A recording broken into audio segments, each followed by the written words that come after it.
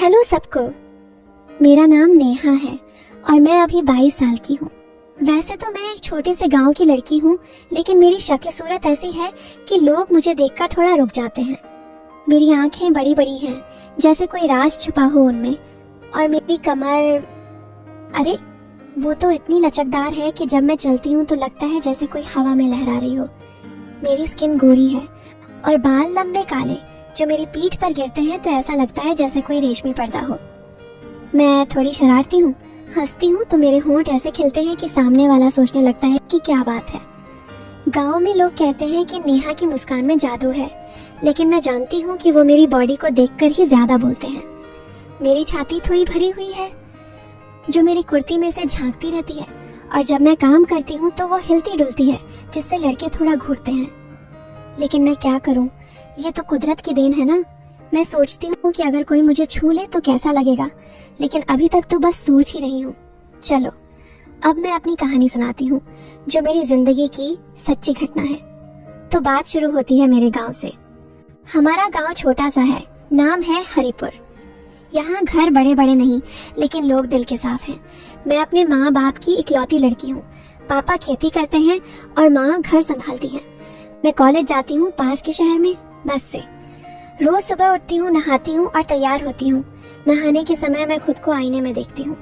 मेरी बॉडी पर पानी की बूंदें गिरती हैं तो ऐसा लगता है जैसे कोई मोती बिखरे हों। मैं सोचती हूँ कि अगर कोई लड़का मुझे ऐसे देख ले तो क्या होगा, लेकिन घर में तो कोई नहीं है ऐसा। खैर, एक दिन की बात है, मैं कॉलेज से लौट रही थी। बस में भीड़ थी, लेकिन मैं खिड़की वाली सीट पर बैठी थी। अचानक बस रुकी और एक लड़का चढ़ा। उसका नाम था विक्रम। वो हमारे गांव का ही था, लेकिन शहर में नौकरी करता था। विक्रम लंबा चौड़ा था। उसकी मसल्स ऐसे उभरी हुई थीं कि शर्ट से बाहर आने को तैयार। वो मेरे पास आकर खड़ा हो गया और बस झटके से चली तो वो थोड़ा मेरी तरफ झुक गया। उसका हाथ मेरी जांघ के पास टच हो गया, लेकिन वो हट गया। मैंने देखा उसकी आंखें मेरी तरफ थीं, जैसे कह रही हूँ कि नेहा तू कितनी मुलायम है।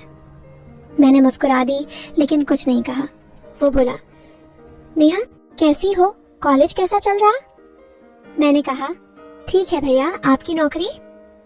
वो हंसा, अच्छी है, लेकिन गांव की याद आती है, तू तो बड़ी हो गई है अब। उसकी बात में कुछ था जैसे वो मेरी बॉडी को स्कैन कर रहा हो। मैं सोच रही थी कि अगर बस और झटका लगे तो क्या होगा, लेकिन बस रुक गई और वो उतर गया। घर आकर मैंने सोचा, विक्रम थोड़ा अलग लग रहा था। उसकी आंखों में वो चमक थी जो लड़के तब दिखाते हैं जब कुछ और सोचते हैं। अगले दिन सुबह मैं फिर बस में थी। विक्रम फिर चढ़ा। इस बार वो मेरे बगल में बैठ गया। सीट खाली थी। वो बोला, नेहा तू रोज ऐसे ही जाती है? मैं भी रोज इसी बस से जाता हूँ अब। मैंने कहा, हाँ अच्छा है, साथ में सफर होगा। वो हंसा और उसका हाथ मेरी सीट के हैंडल पर था जो मेरी कमर के पास था। बस चल रही थी और रोड खराब था तो झटके लग रहे थे।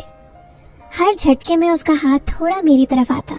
मैंने महसूस किया कि उसकी उंगलियां मेरी कुर्ती को छू रही थी, जैसे जानबूझकर।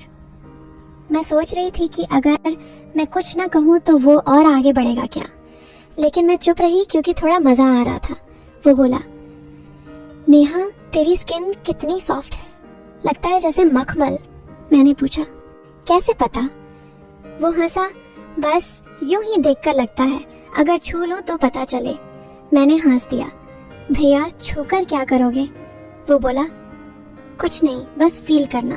मैंने सोचा ये तो थोड़ा बोल्ड है, लेकिन बस रुक गई और मैं उतर गई। घर जाकर मैंने आईने में खुद को देखा।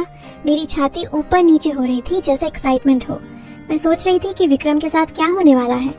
वो तो लगता है कुछ प्लान कर रहा है। फिर रोज ऐसा होने लगा। विक्रम बस में मेरे पास बैठता और बातें करता।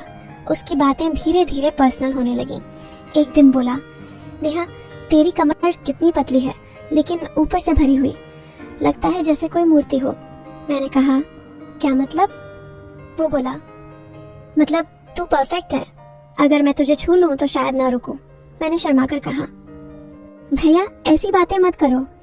लेकिन अंदर से मैं सोच रही थी कि अगर वो छू ले तो कैसा लगेगा। उसकी मसल्स कितनी हार्ड हैं और मेरी बॉडी सॉफ्ट। लेकिन मैंने कुछ नहीं किया। घर में माँ से बात कर रही थी। माँ, विक्रम भैया रोज बस में मिलते हैं। माँ बोली, अच्छा लड़का है, लेकिन ध्यान रखना। मैंने सोचा माँ को क्या पता मेरे मन में क्या चल रहा है।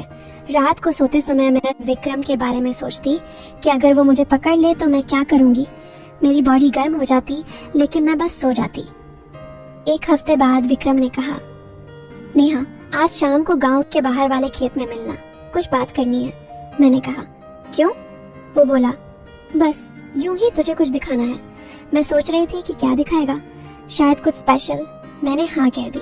शाम को मैं घर से निकली, माँ से कहा कि सहेली के घर जा रही हूँ। खेत में पहुंची, विक्रम इंतजार कर रहा था। वो बोला आ गई, चल अंदर चलते हैं। खेत में एक छोटा सा झोपड़ा था जहाँ किसान आराम करते हैं। हम अंदर गए। वो बोला नेहा तू मुझे अच्छी लगती है। मैंने कहा भैया मैं भी। वो करीब आया, उसका सांस मेरे चेहरे पर लग रहा था। मैं सोच रही थी कि अब वो मुझे छुएगा, मेरी कमर पकड़ेगा या और आगे। उसकी आंखें मेरी छाती पर थीं, जैसे कह रही हूँ कि इन्हें दबाना है। मैं थोड़ी कांप रही थी लेकिन एक्साइटेड भी। वो बोला नेहा तेरी बॉडी कितनी हॉट है, लगता है जैसे आग लगी हो। मैंने कहा कैसे पता? वो बोला अगर छू लूं तो पता चले। उसका हाथ मेरी कमर की तरफ बढ़ा, लेकिन अचानक बाहर से आवाज आई, विक्रम। कोई आ गया था, वो उसका दोस्त था। हम अलग हो गए। मैं घर आ गई, लेकिन मन में सस्पेंस था कि अगली बार क्या होगा। अगली शाम फिर मिले। इस बार झोपड़े में कोई नहीं था। विक्रम ने दरवाजा बंद किया। वो बोला नेहा आज कोई डिस्टर्ब नहीं करेगा। मैंने कहा क्या करोगे? वो हंसा, जो तू चाहे। वो करीब आया, उसका हाथ मेरे कंधे पर रखा। मैंने महसूस किया कि उसकी उंगलियां धीरे धीरे नीचे सरक रही थी। मेरी सांस तेज हो गई। मैं सोच रही थी कि अब वो मेरी छाती को छुएगा, दबाएगा और फिर क्या। लेकिन मैंने कहा भैया रुको। वो बोला क्यों, डर लग रहा है? मैंने कहा नहीं, लेकिन ये ठीक नहीं। वो बोला बस थोड़ा सा फील तो कर, तेरी बॉडी इतनी सॉफ्ट है, मेरे हाथ हार्ड। उसकी बात से लग रहा था कि कुछ बड़ा होने वाला है। उसने मुझे दीवार से सटा दिया, उसका बदन मेरे बदन से सटा। मैं महसूस कर रही थी उसकी गर्मी, लेकिन अचानक मुझे याद आया कि घर पर माँ इंतजार कर रही होगी। मैंने धक्का दिया, अरे नहीं भैया मैं जा रही हूँ, और भाग आई। घर आकर मैं बिस्तर पर लेटी, मेरी बॉडी अभी भी गर्म थी। मैं सोच रही थी कि अगली बार रोक पाऊंगी क्या। धीरे धीरे दिन बीतते गए। विक्रम से रोज बात होती, बस में, खेत में। एक दिन बोला नेहा तेरी जांघें कितनी मोटी हैं, लगता है जैसे तकिया, अगर सर रखूं तो नींद आ जाए। मैंने हंसकर कहा भैया आप भी ना, लेकिन अंदर से सोच रही थी कि अगर वो सर रखे तो क्या होगा, वो और आगे बढ़ेगा क्या। हमारा मिलना बढ़ गया। एक दिन वो मुझे गांव के पीछे वाले तालाब के पास ले गया। वहां पानी था, लेकिन कोई नहीं था। वो बोला नेहा पानी में उतरे? मैंने कहा नहीं, कपड़े गीले हो जाएंगे। वो बोला तो क्या उतार दें? उसकी बात से लग रहा था कि वो मुझे देखना चाहता है। मैं शर्मा गई, लेकिन थोड़ा पानी में पैर डाले। वो मेरे पैर छूने लगा। कितने मुलायम है, ऊपर तक छू लूं? मैंने कहा नहीं, लेकिन वो हंसता रहा। मैं सोच रही थी कि अगर मैं हाँ कह दूं तो वो मेरी जांघों को छुएगा, दबाएगा और फिर क्या। सस्पेंस बढ़ता जा रहा था। फिर एक दिन विक्रम ने कहा नेहा आज रात मिलना, मेरे घर पर कोई नहीं है। मैं सोच रही थी कि रात में घर पर, ये तो कुछ सीरियस है, सच क्या है? मैंने हाँ कह दी क्योंकि क्यूरियस थी। रात को चुपके से गई। उसका घर छोटा था लेकिन अंदर साफ। वो बोला आ बैठ। मैं बिस्तर पर बैठी। वो मेरे पास आया, लाइट कम कर दी। उसका हाथ मेरी कमर पर रखा। मैं कांप रही थी। वो बोला नेहा आज मैं तुझे दिखाता हूँ कि कितना मजा है। उसने मुझे लिटा दिया, उसका बदन मेरे ऊपर। मैं महसूस कर रही थी उसकी ताकत। उसकी उंगलियां मेरी कुर्ती के बटन की तरफ गईं। मैं सोच रही थी कि अब खुलेगा, मेरी छाती देखेगा, छुएगा और फिर सब कुछ। लेकिन अचानक दरवाजे पर नॉक हुई। उसकी माँ आ गई थी अचानक। मैं पीछे के दरवाजे से भागी। घर आकर मैं रोई, लेकिन एक्साइटेड भी थी। ऐसे ही महीनों बीत गए। विक्रम की बातें, उसके टच सब बढ़ते गए। वो कहता नेहा तेरी बॉडी मेरे लिए बनी है, मैं तुझे ऐसे पकड़ूंगा कि तू चीखेगी मजे से। मैं हंसती, लेकिन अंदर से सोचती कि कब होगा।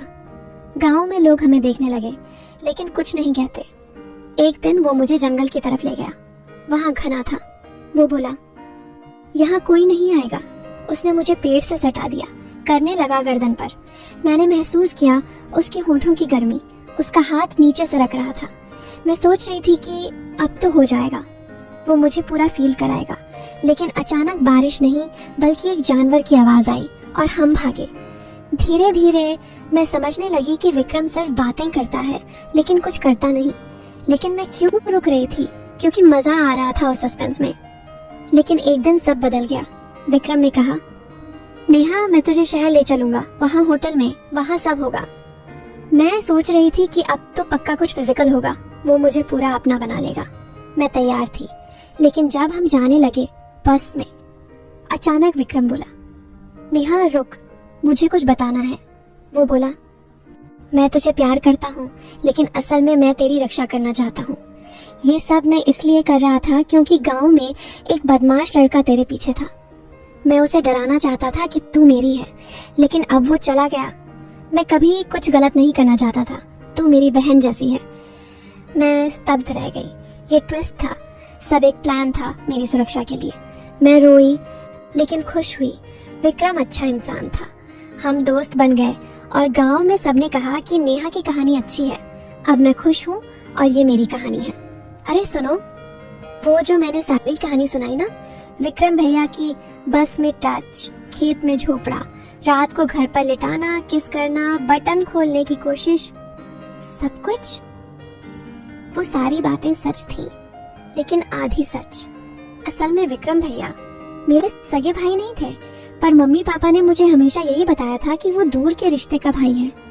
गांव वाले भी यही जानते थे। पर एक दिन, ठीक उसी दिन जब हम शहर भागने वाले थे सब कुछ करने के लिए, बस स्टैंड पर खड़े थे, मैंने उसका फोन देख लिया। अनलॉक था। एक मैसेज खुला हुआ था जो किसी लड़की को गया था। बेबी, आज रात नेहा को होटल में ले जा रहा हूँ, उसकी वर्जिनिटी आज टूटेगी। तूने जो दवा दी थी वो पानी में मिला दी है, वो कुछ समझ नहीं पाएगी। फिर तू भी आ जाना, हम तीनों मिलकर मजा लेंगे। वीडियो भी बनाऊंगा, बाद में ब्लैकमेल करके पैसे ऐंठेंगे। ये गांव की माल हमेशा के लिए हमारी हो जाएगी। मैंने फोन पढ़ा और मेरी सांस रुक गई। मैं चुपके से उसका फोन जेब में डाल दिया और बोली, भैया मुझे पेशाब लगी है, 2 मिनट। वो हंसकर बोला, जल्दी आना, बस आने वाली है। मैं टॉयलेट की तरफ गई पर सीधा बस स्टैंड के बाहर निकली। वहाँ पुलिस चौकी थी। मैं अंदर घुसी और सिपाही अंकल को सारी बात बताई, फोन भी दिखाया। पुलिस ने तुरंत विक्रम को पकड़ लिया। बस में बैठने से पहले ही हथकड़ी लग गई। जब पुलिस ने विक्रम से पूछताछ की तो पता चला वो मेरा भाई वगैरह कुछ नहीं था। दरअसल मैं पैदाइशी नहीं थी उनकी। मुझे 5 साल की उम्र में किडनैप करके लाया गया था। मेरा असली माँ बाप बड़े अमीर थे शहर के, जिनसे फिरौती नहीं मिली तो मुझे गांव में भेज दिया गया था। विक्रम के घर वालों ने मुझे पाल लिया और सबको बताया कि दूर की रिश्तेदार की बेटी हूँ। विक्रम को जब पता चला कि मेरे असली घर वाले अब भी मुझे ढूंढ रहे हैं और पुलिस के पास मेरा डीएनए मैच कर गया है, तो उसने प्लान बनाया कि मुझे भगा के, मेरे साथ गलत करके, वीडियो बना के ब्लैकमेल करे ताकि मेरे असली मम्मी पापा से करोड़ों ऐंठ सके। और वो जो सारी प्यार व्यार, छू लूं, आज सब होगा वाली बातें थी, वो सब एक्टिंग थी। वो मुझे बहन नहीं माल समझता था।